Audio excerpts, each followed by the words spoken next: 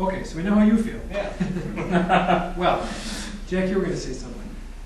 I was trying to get a word in. Well, now's your opportunity. You talk about that's the American way or the current political situation. That is what's wrong with our country right now today. Special interests. If you look at the presidential thing that's going on right now, all of the special interests coming in, all of this money buys votes. And that is not the way we were established. That's not how our country got put together. That's not how it should be.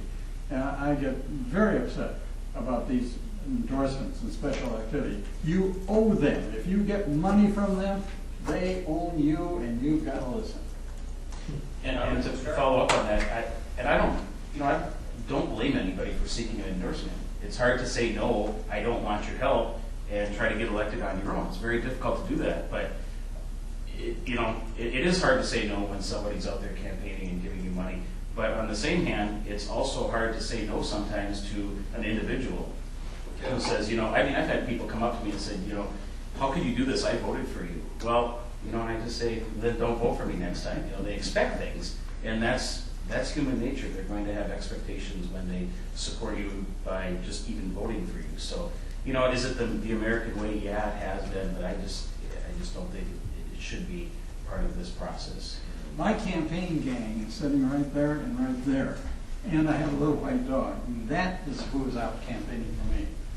Okay. Well, I feel as though maybe I should respond. I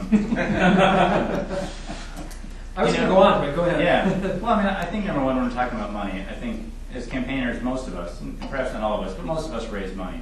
And, if we're going to say that taking a check from a contributor has sold us out, then I think probably most of us at the table, are experiencing that situation.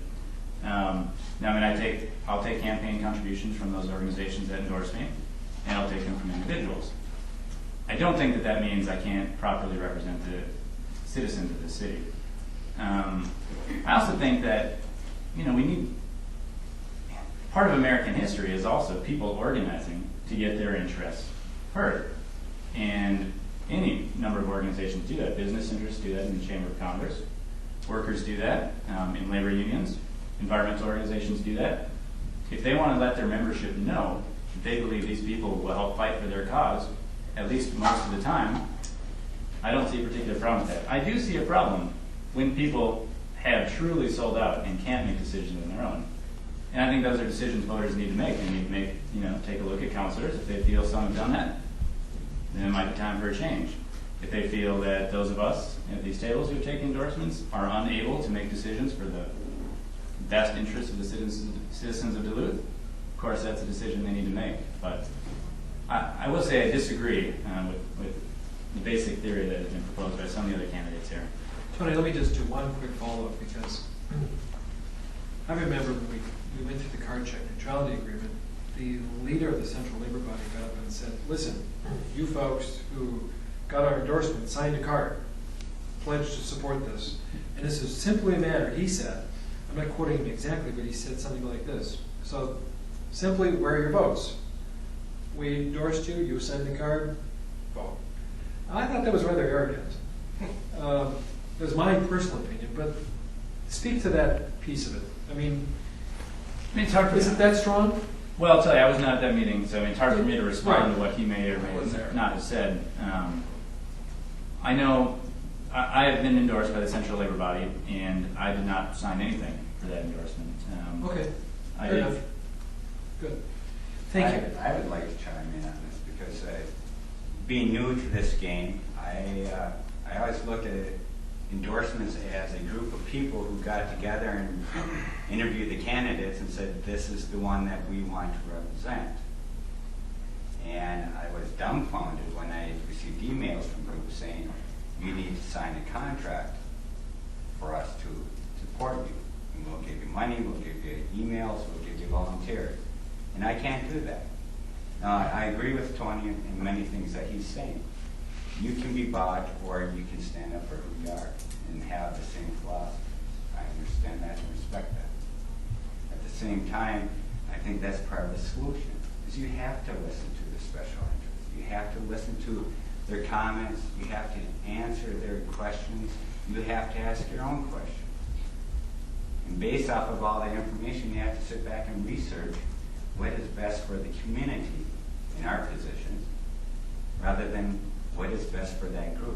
They might, special interests will know a lot more about affordable housing.